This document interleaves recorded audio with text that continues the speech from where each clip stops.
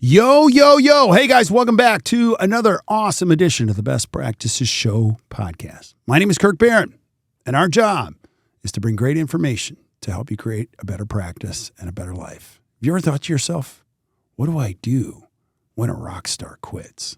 It's going to happen to you. It happened to me. It's not fun. Today, we walk you through the 4-step process when you lose a great team member. What to do, how to do it, and how to think with Heather Crockett. She's an amazing coach here.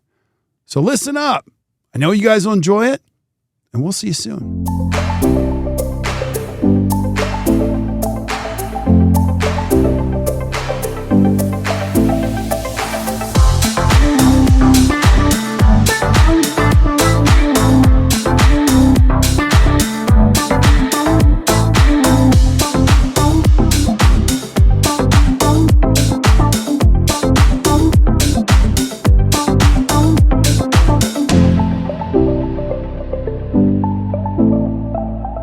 Hey guys, welcome back to the Best Practice Show podcast. My job here, as always, is to bring you great thinking from some of the most incredible minds in dentistry to help you improve your practice and your life. And today we're going to go there. I know you're thinking, where are we going to go? I have an amazing coach on today. Her name is Heather Crockett. And we're going to be talking about the 4 things you can do when a rock star quits. Do you freak out when a rock star quits? It will happen to you at some point in your career. Sometimes it might be your fault. Sometimes it might not be your fault. And when it happens, we're going to walk you through the treatment plan, the 4 steps. Heather, thanks for being on. Thanks so much for having me back, Kirk. I love coming to chat with you. Yeah, I love it too. And you and I, we talk to dentists all the time. So here's what we do. We are a practice coaching company. We coach some of the top practices anywhere in the world. This is all we do all day long. And what makes this show so much fun, without naming names, is we're going to bring real stuff to you that really happens in some of the best practices anywhere. So I had a conversation today. You had a conversation today, and they're kind of similar. And we're like, let's go there. So let's talk about the why, Heather. It's going to happen. There are going to be a time where you're going to lose a great person. You know, is that true or not true? For sure. Yes, it's true. It's going to happen. There are team members that come to the practice that are the right people. They fit your core values, they get results, they do all of the things that mean a lot to you and to the other team members in the practice. Sometimes those people leave, they move on. The reasons can range. Oftentimes, it's because you did something to encourage them to become a better person or to pursue something amazing. And that's okay too, right? We talk about how amazing leaders grow other amazing leaders. And sometimes they hit a point where they need to move on and go somewhere else. So let's talk about when they do leave. Okay. So I actually had this happen. I love just going there because I don't care anymore. I'm 53 years old. So, and you're exactly right. Off of the heels of the pandemic, Act Dental lost 3 of its top people in a row. And I was floored. And they were amazing people, still are great contributors to our environment. 2 of them just said, it's just time to chart a new course. I'm going to start my own business. And they did. And I'd love to sit here and say, yeah, I love giving people wings. I love it when they quit and start their own business and I high five them. In my soul, I say, I'm so happy for you. But in my gut, I'm like, no. Why? Not today. One of them, the third one, said, this has just been like unbelievably stressful. I can appreciate where you're going. And I just want like a regular, predictable job. And I was so happy for them to do that. And in the middle of it, he almost had another panic attack. So I had a panic attack during the pandemic. I probably almost had a heart attack during this one. It's going to happen. And you think like the world is going to come to the end. And it doesn't. So Heather, I might play the guinea pig here, and like you're going to walk me through the emergency steps or what happens, because you just had this happen today. So I call you as a client. Oh no, what are you going to coach me through? What's step number one? Well, Kirk, with what you just said too, with what you experienced, you needed step number one right away. Deep breaths. It's going to be okay. Yeah. It doesn't always feel like it. But what I'm reminded of are your circles that you refer to with what I can control and what I cannot control, right? If you focus on what you cannot control, you're going to drive yourself absolutely crazy mad. Yeah. If you focus on the things that you can control, you're going to be okay, right? We cannot control if a team member chooses to leave, right? Let's not hold them hostage in the practice or in the company. No, it's going to be okay. People are going to come and go. This is a reality of running a business, running a practice. Right. Now let's give some clarity to the circles, because just to bring everybody in. So during the COVID days in the conference, we brought many people in that were experts on mental health. I am not one of them. One of the models that the World Health Organization showed us, and it was powerful, still use it today, was 2 circles. In the middle circle, you write what I can control. Outside of that circle is another circle. It's what I can't control. And what they taught us, and everybody that was listening, was, where is your focus? When your focus is on the middle circle, it's a healthier day, mentally, emotionally, physically. When it's all over the circle, it's not so much. It's the serenity prayer in a model, well, please God, help me with what I can control and what I can't, and the wisdom to know the difference. I think the third sentence is the most important, because I used to think everything was controllable. But you're exactly right, and the deep breath, number one, I didn't believe it was happening when I lost those key team members. And it was like in a row. I can't say in a row enough. I was like, no, this is not happening. I'm in a bad dream. And so you have to take that in, and reality kind of sets in. But you're exactly right. I can't control those, but what I can control is how I respond, what we do next, and just take a deep breath. What else happens in that first step when I take a deep breath, Heather? You just have to not do anything stupid. Don't make any rash decisions in the moment. Just take those deep breaths, know that you're going to be okay. And realize that these things are going to happen. Right. So you just have to accept it and say, okay, yes, it's not ideal, and we've had this happen before. So it's okay. And with these steps, you're going to have a good plan of what to do next. Totally agree. And so good, bad, and different. A lot of times, if you have any kids that play athletic high school sports, there's a 24-hour rule. It's, you're not allowed to say anything or do anything for 24 hours because it's an emotional stimulus. Now, this works in good situations and bad situations. Bad things happen, good things happen. It's usually good to give you a little space between stimulus and response. 48 hours for me typically works really well when something bad happens. The first 24 hours, not really good on me. I overthink things. I lose sleep. But by about 48 hours afterward, you can start to think, to your point, I'm not going to do anything stupid. I'm just, okay, I'm going to think better by day 2. Usually it lends itself to a little bit more sleep than day 1. So you're exactly right. Just got to take a deep breath. Don't do anything crazy. Anything else you would add to step number 1 before we go on to number 2? I would just say, give space to your emotions. It's valid to feel all the things. Yeah. It's okay to be upset. It's okay to be relieved if it's not a great team member. It's okay to be disappointed, right, that they left your practice as well. So I would say it's okay. It's okay to feel all of the emotions. Yeah.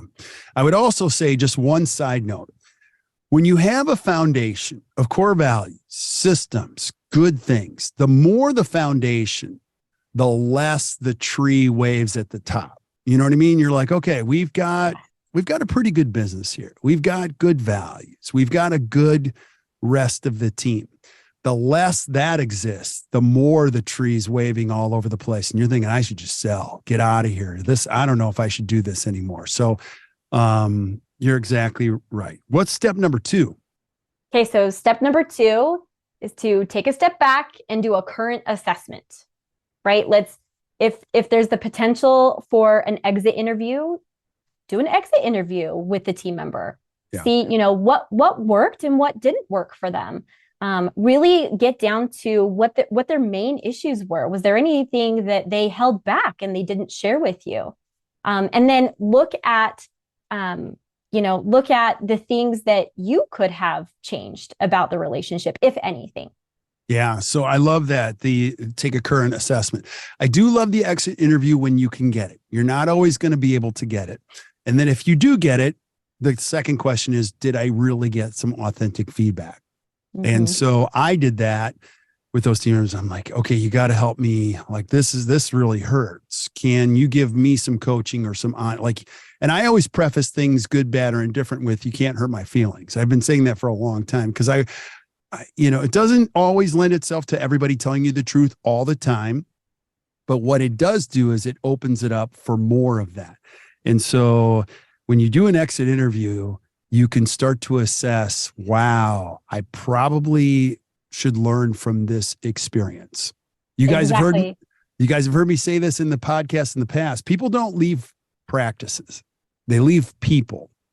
And so there are some things you can control and you can't control. But when I can diagnose like, wow, they left me, my next question is, how do I not do this again? And so this is a part that probably hurts the most, the current assessment. Mm-hmm, for sure. And you hit the nail on the head there, Kirk, with they left me. So what can I now learn from this? Right. Moving forward from this experience, what can I take from this in order to improve myself and become a better leader? Yeah. So, because remember, you're the business owner if you're the dentist listening. And no one could make as many mistakes as you and stay as employed as long as you have. And if you've turned over your team 3 or 4 times in the last couple of years, what's the constant here? It's you, so we're not here to beat you up. But what we are here to do is, like, every change process starts with telling the truth, getting some feedback. That's why it's essential to have a coach. Because again, now let me just go to the other side. You don't have a coach and you lose 1 or 2 good team members. You start making up your own story if you don't have that feedback. And oftentimes the story that you make up is not a good one. But if you have somebody from the outside looking in saying, okay, let me tell you what happened there, you can be receptive. You're not always taking the information and liking it. Some of my favorite people in the industry always start with telling me something like this. You don't have to like what I'm going to tell you. And I'm like, okay, here it comes. So my point is that, a current assessment, what did I do? How did I influence this, if any, before I move to step number 3? This is your humility check, right? This is your, okay, what can I do? Look inward for a minute so that you can have a better outward mindset. Yeah. And sometimes humble pie does not taste that great. So what's step number 3? Okay, so step number 3, let's talk about the people that you still have. Right. So let's assess those people. Are they fitting our core values? And do they get results? Right. And what can we do now that we've gone through step 1 and 2 without making those rash decisions? Is there someone within the practice that can now help to fill this current void? Totally. So 2 and 3 kind of go together. Well, actually 1, 2, and 3 go. So you're not making any rash decisions and hiring a brand new person. There are times you just got to take inventory. And again, I'll go back to the foundation. You got good people, good core values. You've got a foundation that'll make the practice work. It might be a little tight for a little bit, but you'll see a couple of things will happen. My favorite thing that happened, even when this happened to me, I had someone raise their hand and say, I want that job. And I thought to myself, but you're in another department. And they said, I think I can do this job. And they shined in it. There's hidden opportunities that you don't see yet. And people, when they want to be a part of it, remember, you're now recruiting internally. Somebody knows that role. They think they can take the role. They want the role. That's a good move for you. There is also the purging of over-functioning type of things. So this is another instance. You might have somebody that's an office manager. They do a lot. You've told yourself they do so much here. And now one day they're not there. And you're like, okay, who's going to do all this work? And you think to yourself, okay, well, we got it all done, in a day or two. So you don't have to run out and hire it's always good to have somebody in that role if your practice is big enough, but you don't have to make the rash decision to hire somebody and fill that void of that salary right away. There are times you can say, okay, listen, there are some things we can outsource. In any change or any system, I think this is a good process to go through. Like, what can we systematize? What can we automate? What can we outsource? Is there any of these things that we can outsource that might fill this void for now? And it's just amazing. Like, when you have people that want to be there, that might create a great opportunity for better gelling at your team meetings too, right? Yes. And this is a great opportunity to go back to the drawing board with your function accountability chart. So Right. let's look and see in the organization, who does what are their roles, what are their titles? And perhaps we do have, or we did have too many people, and there may be an individual that is ready to rise to the occasion and fill that void. Yeah. What Gino Wickman says in the book Traction is absolutely true. 80% of your challenges exist in your function accountability chart, which is the chart that clearly describes right people in right seats. It's no different than the Bucks or the Brewers or it's tough to mention the Packers this year, but any sports team that you follow, everybody's got to, and your practice is included. You got to get the right people in the right seats. So this is a perfect time to lay out your function accountability chart. Say who does what. And the more you put the right people in the right seats, the better your life gets. So this is one of those times it's often good to be slow, just be still and take a look at who do we have and, how do these roles change and who might be able to step into some of these roles before we run out and hire somebody. At Act Dental, we've experienced that firsthand. We've got some very valuable positions, and leadership here is like, let's not run out and just hire somebody to do all this. It's amazing how many people step up and how we can better define the role before we fill it. Mm-hmm. So anything Agreed. else you would add to that one? No, you hit that one on the nail, Kirk. Great work. All right. And then you and I are going to have some healthy debate on number 4. What's step number 4? Well, I said launch plan B, and I loved your reaction to that, Kirk, before we hit go. Okay. So listen, I'll clarify. So her thing was, you got to have plan B. And I told Heather, no, plan B is for wimps, so I tell my kids this, please hear me. I'm not trying to be right. Like, I never think plan B. Maybe that's one of my problems. I think there's only plan A. You don't come up with a plan B. But what we're really talking about is when plan A doesn't work, what's the new plan A? That works better for me or contingency plan. Okay, we're working with this. What I'm working on isn't working anymore. Now it's time to go to new plan A. Mm-hmm. Is that a better way to yes, to agree? I'm on board with contingency plan. Okay. I think that this step has to include, you have to be honest and address this with the team. Right. So it's like the big elephant in the room, you have to address it. And the sooner you address it with the team, the better. After your 24 hours or 48 hours of having all the emotions and being able to think about it and process what's happening, then you're going to address it head on with the team and say, okay, what's our contingency plan? This is when the team's probably going to come out of the woodwork. The right people, if you have the right people in your practice, they're going to start stepping up. Well, I can do this. I can scan documents. I can make confirmation calls. I can do da-da-da. And you're going to be pleasantly surprised with those people in your practice that are going to step up to the plate and help out. Yeah. And so plan B might be just more than a people plan. It might be a business plan. There were some offices that we coached that when COVID happened, they just said, listen, I'm going to go the no insurance route. And so they pulled the trigger on the last few insurances and never looked back if they lost some key people. Another one might be like, I'm trying to build this bigger practice. I've lost 2 amazing associates. I'm not going down that route anymore because what I've taught myself is I'm not good at keeping associates. So they rethought their business plan, kept it simple, and became more profitable that way. That's not for everybody. But what you can do in a new plan or a contingency plan is, okay, rethink your future here. The coolest thing about this whole business, dentistry is an amazing business. You're not stuck to somebody else's rules. So when bad things happen, it's good to, number one, take a breath. Number two, just take a current assessment of the situation. That's why I think it's critical to have a coach or an advisor, somebody that can help you think through the numbers, the emotion, maybe what happened. Number three, take a look at the people that you have and say, okay, what do I do here and how do I better strengthen this group? Then number four, does this all make sense with how we're going to move forward in the next couple months?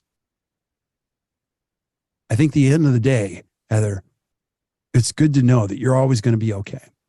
If you do dentistry long enough, you're going to lose key people and think it's dying. This is not going to work. And it's fun because this is such a great industry, great profession that you always land on your feet. And it might look a little different, but very rarely does anyone ever go backwards, if ever. Make sense? 100%. I have to tell a quick story. I ran into a dentist that I worked for almost 10 years, long ago. Great, amazing man, like a second dad to me. I learned so much from him.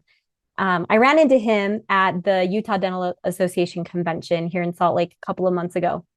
And he was speaking with a young woman I'd never met before. So I went up, said hello. He introduced me as she's his former assistant. She's in dental school. So as his dental assistant, did she leave the practice? Was she an amazing assistant? She's now in dental school and wants to buy his practice. So it's not always horrible, right? When a team member leaves, it's an opportunity, right? And like Miranda says on our team, like, let's look at these as an opportunity. If there's a problem in our path, how can we put this positive spin on it? Sure, it might feel uncomfortable and feel awful for a little bit, but we always need to be looking at the positive and the optimistic. Okay, what can I learn from this? Where can we go? And what good can come from this? Yeah. I'm so glad you put that into the podcast because that is absolutely true. When you start putting your brain in the right place on the other side of the fence, good things happen. Reminds me of a story, Dr. Jennifer Rowe. I'll just call her out. She's in Texas. If you're listening, Jennifer, you're a hero in the ACT community. She's like, yeah, I got two team members that are wanting to go to dental school and they're amazing. And she's so excited for them. Now they're not leaving just yet, but it's interesting to watch somebody who believes that way, and how it impacts the way she lives. She's like, we're going to be great. And you know what's even more cool? They're going to go on to bigger and better things. And I'm like, you're one of a kind. So there's a lot to be learned in this. So I don't know, Heather, any last thoughts before we say goodbye to everybody else? I would say prepare yourself mentally because this is going to happen. And just follow the steps, right? Just take a deep breath, come back and revisit this podcast, follow the steps, and you will be just fine. And if you really feel like you're anxious about it, give us a call. We would love to help you through it. Heather, great job today. Thank you so much for being on. You are amazing. So thank you, Kirk. I always love coming on and chatting with you. Oh, it's just, you're just the best. So let me say goodbye to everybody else, but thank you guys for listening to the Best Practices Show. If you enjoyed today, which I know you did, just do us a favor, hit the share button, share this with your friends. Keep sending us suggestions, things that you guys want to see. I get challenges. People text me all the time. Can you do one on this? I'm like, yes, totally. So we are here. We got your back. Our job is to help you create a better practice and a better life. So keep showing up and we'll keep bringing it. So until you guys hear from us next time, or we see you next time, keep watching or keep listening to the Best Practices Show. You guys enjoy your day.